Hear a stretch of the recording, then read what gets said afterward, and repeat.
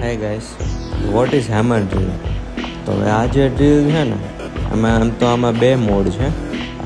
આ જે મોડ છે ને એ રેગ્યુલર ડ્રીલ માટે છે, અને આ બીજો જે મોડ છે ને એ હેમર ડ્રીલ માટે છે. હવે જો આપણે કોઈ દિવાલમાં હોલ પાડવો છે ને એની માટે હેમર ડ્રીલનો યુઝ થાય.